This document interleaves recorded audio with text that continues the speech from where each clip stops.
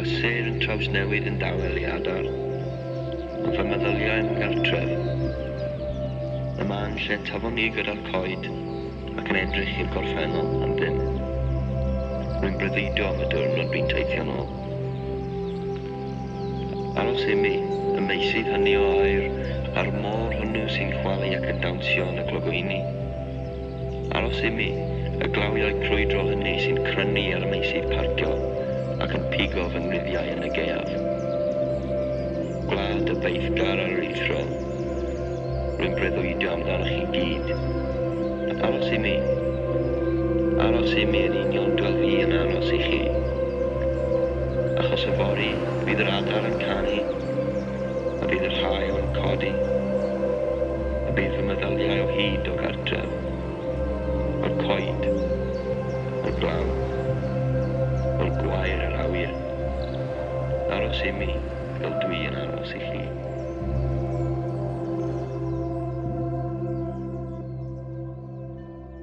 I'll just ask you, so can you tell us a bit about yourself, your names, and how long you've lived in Cilgerran for? My name's Everett Jones. I've been fishing on this river for 24 years. I'm Brandon Jones, and I've been fishing for about 15 years of my life. Okay, so my name's Ang Hardnoaks, and I've been living around Cilgerran and locally for 24 years now, my entire life. Okay, so I'm Nia, and I was brought up in Cilgerran, so I was here from a very young age, and then I moved away and then came back. So overall, 50 years.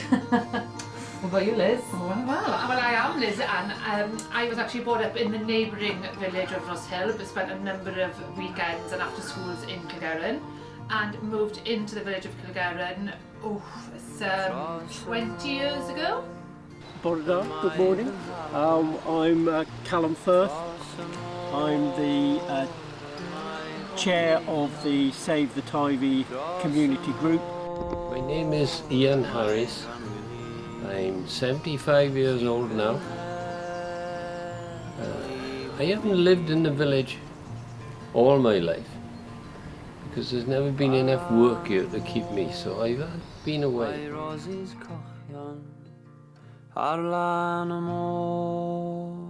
My lilies gwinion ar lan y môr, mae'n ariad gyne yn cysgu'r nob sa chodi'r bore. Yeah, so I would say I was probably about 2 years old. I'd always come fishing with my father, usually off the platform in Cilgerran, fun enough. And yeah, it was you'd get a couple of fish, you'd end up resorting to more worm fishing then, which obviously resulted in a lot more little trout. But yeah, there was always plenty of fish growing up. You know, you get more than plenty compared to what you'd get nowadays, obviously. Yeah, so I'd say it's probably about 4 or 5 years ago. Yeah, about 4 or 5 years ago, we were we were both obviously growing up around fishing and whatnot. It's just we just never actually got the opportunity to fish together. I remember the first time we actually went fishing was down the bridge in Thetford, funny enough, and I was telling Brandon for so many years that he needs... teaching me how to fly fish? Yeah. So I'd been telling him for so many years that he needs to get on a fly fishing. So we was down... He actually stole my pair of waterproof waders. He got my fly rod and he started casting under the bridge. And funny enough, I remember he caught a little trout, wasn't it? On his first, I think it was a second cast maybe. So yeah, it was quite an interesting day that was. That's probably the first time we ever fished, wasn't it? Well, yeah, it was. Yeah. Yes, my grandfather was a coracle fisherman. My father was an angler. He was a bit big for a coracle, really. So, and I've been a coracle fisherman, yes, since I've held my own license since 1995, but before that, you know, I fished with loads of other coracle fishermen. I liked it. I thought it was great. I was 11 when I had my first coracle. Did you make it yourself? No. My uncle gave it to me. Horrible thing it was, trouble. But I got that coracle is long gone now. It was terrible. I thought it was fantastic. What was that like back in the day, fishing on this river? Back in the day, well, it was... The river hasn't changed much, except there's more, you're looking at it now, there's more looking rubbish in it. There were a lot more fish, that was definite, for certain. You know, I don't fish anymore, okay? I finished fishing in 2003, I think. I have been with other fishermen since, because the way it goes, there's a fisherman and there's Welsh word gwas. You have to fish together. Going back 50 to probably more than 100 years ago, coracling, that's the Cilgerran's traditional way of fishing back in the day. And you'd have two boys go out on coracles, they'd have the net. One coracle then would go further on, he'd go upstream, while the other one would stay back and drag the net all the way across the river.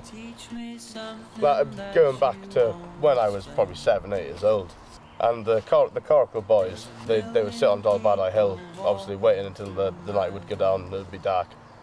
They'd end up going out on the coracles then.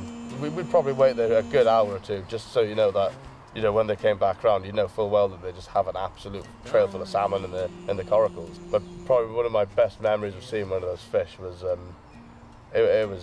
I would say it was probably like a 35-pound salmon, and just salmon like that nowadays are absolutely unheard of. Like you don't get those sort of fish on the river anymore.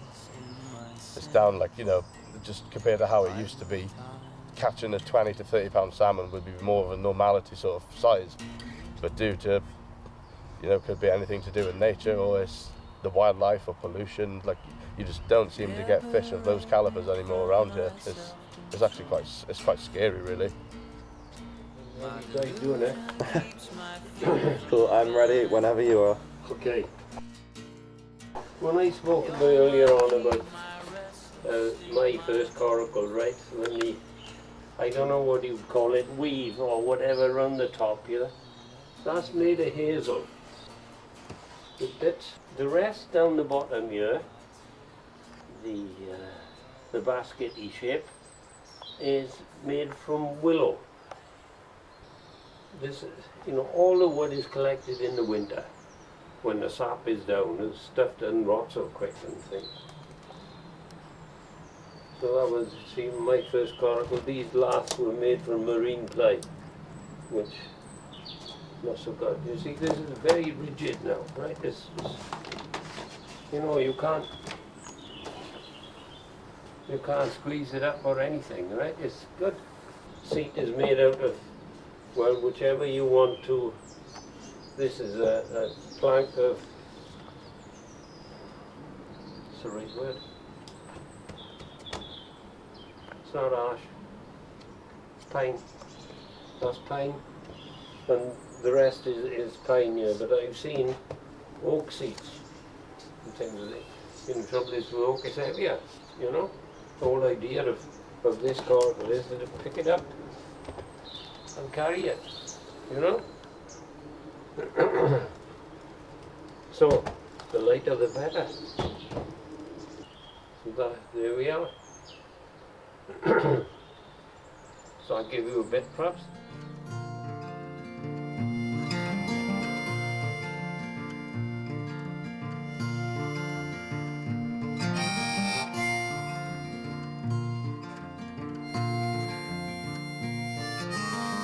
How does pollution impact the local ecosystem?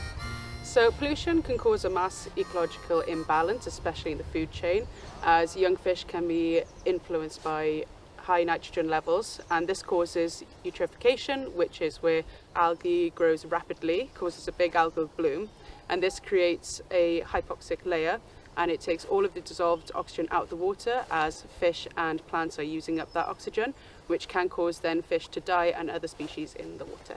Okay, so the 4 most common pollutions that affect rivers are industrial pollution, agricultural pollution, urban pollution, and sewage pollution. These can come from plants with their overflows during storms or land runoff. Pollution in the rivers can affect other processes such as biological mismatch, where if young juvenile fish at the top of the river are affected and killed, all of the other fish that depend on those and other species at the end heading into the sea won't have any food abundance, therefore they themselves would perish. Sad, sorry. And it's actually an okay level. It's 7, which is usually it's between 6 and 7 is the range typically for like rivers and freshwater.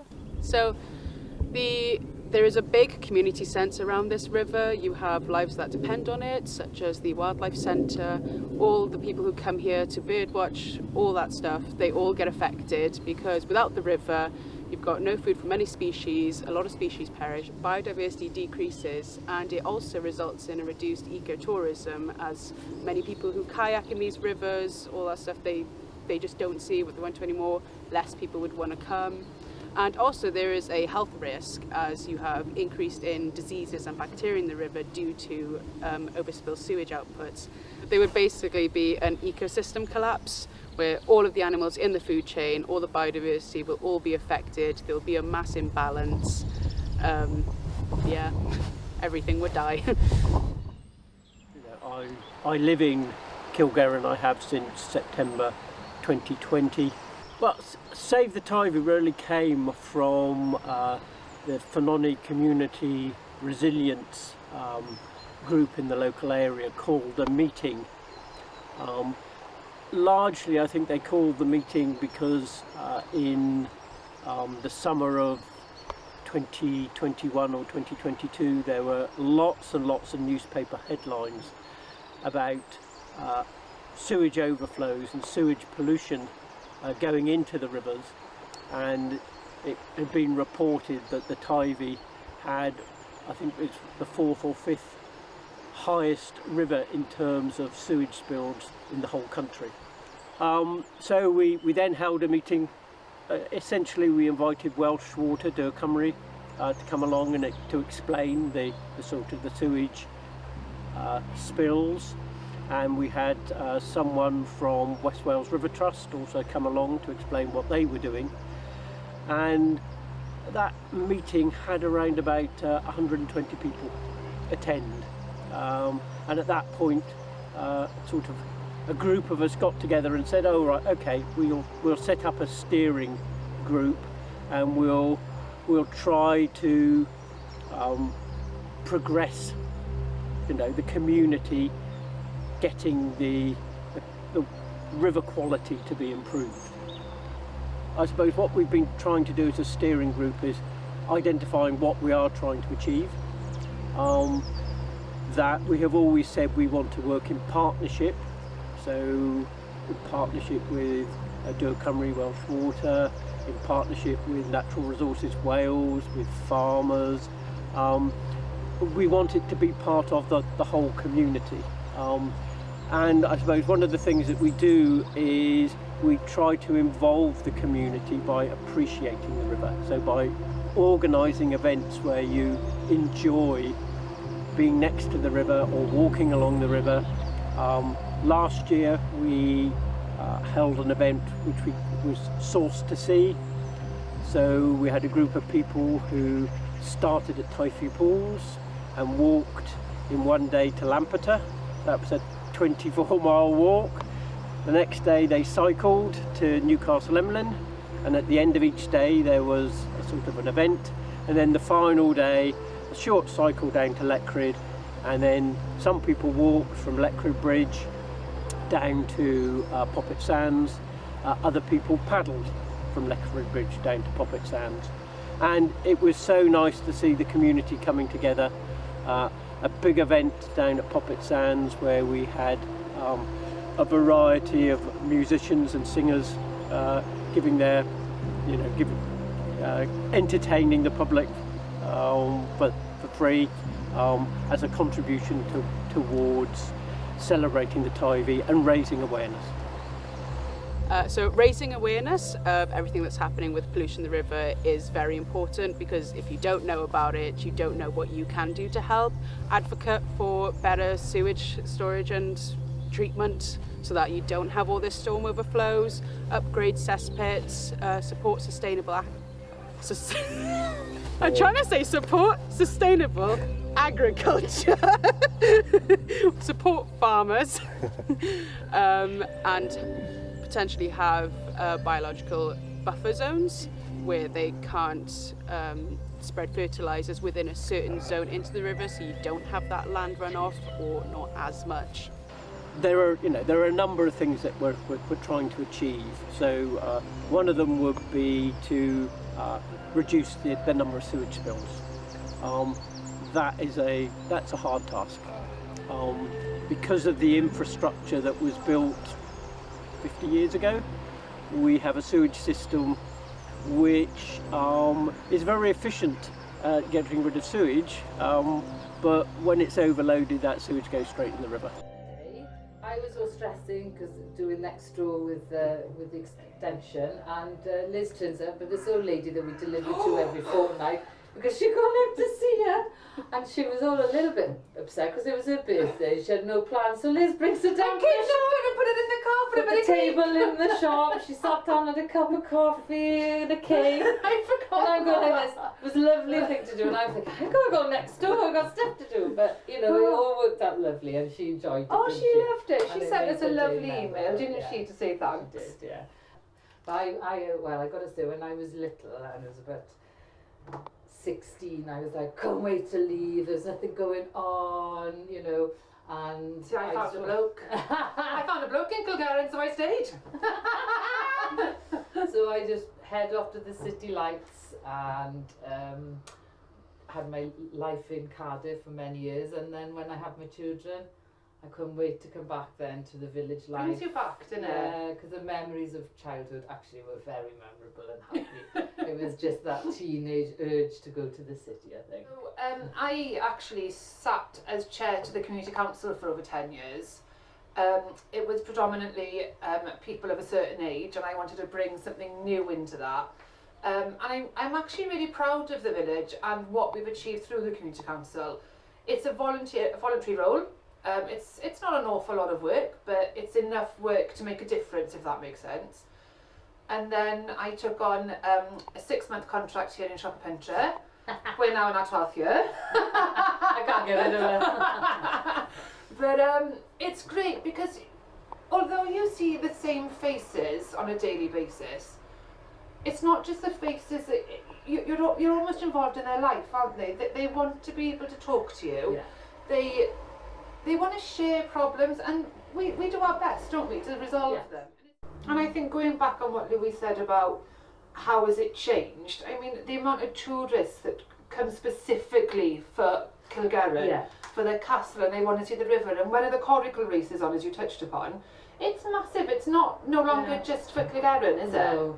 But I think there's a different community here to what it was, even though the community is still rife here. It's a different type of community as well. There's a lot of people who've moved in here who support sort of growing their own vegetables and sort of trying to be sustainable, and that's brought a different dimension to the village, where people are now, there's a community garden, there's a vegetable area for growing, and that's brought just a different dimension to the whole village, really, which is really exciting. Which has brought children into it as well, isn't it? Which is great. A lot of families. When you think a lot of the villages outside of Cilgerran struggling with numbers of children in the school and everything, Ours is because of thriving. holiday lets and old people retiring into the area, that doesn't seem to be a problem here, is it? Oh, it's great.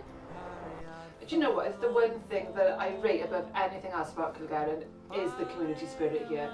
It doesn't matter to me if you're 8 or 80. If you're walking down the street and you're by yourself or you're in a group, you will say bore da, you'll say good morning, how are you, you'll move on. You never walk through the village and not say hello to somebody. And that's whether you know them or not. It's just that atmosphere, isn't it? Yeah, Which is lovely. And that's always been here about Cilgerran, because obviously with the history of Cilgerran, with the festive week, but even later than looking back further than that, when they had the quarries and the 50 odd pubs in the village, apparently. It's amazing, we still got 3 as well. But yeah, it was a hustle and bustle village even back in the day.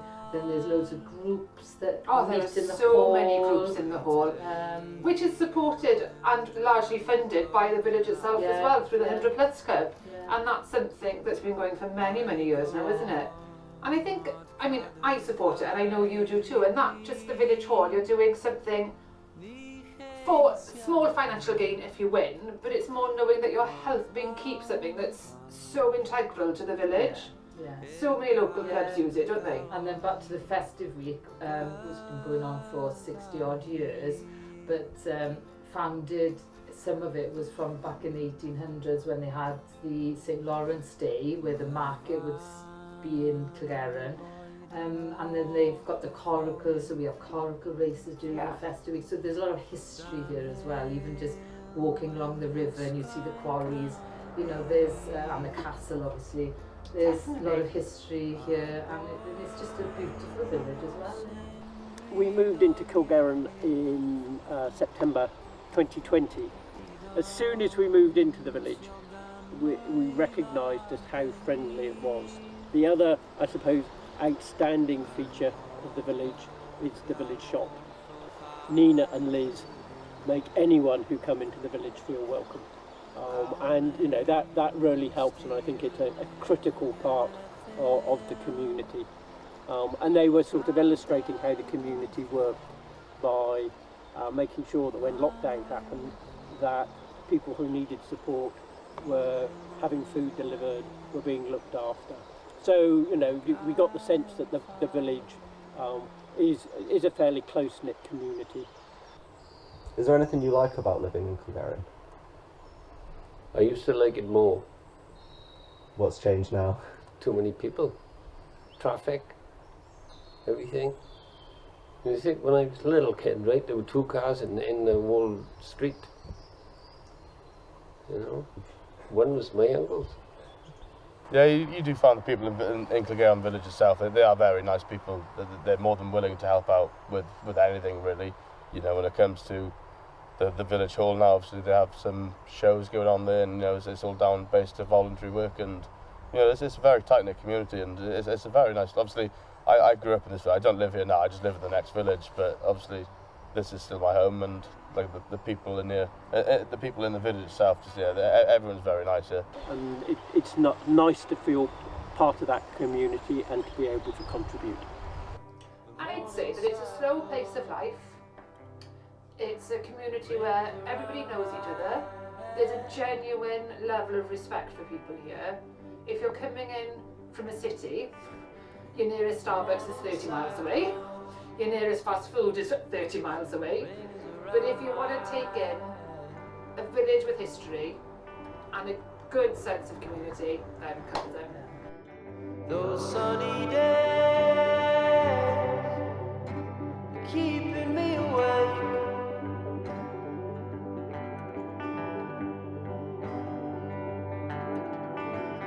Those sunny days never went away.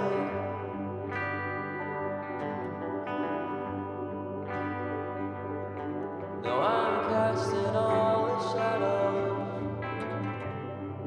like floodlights in the night time.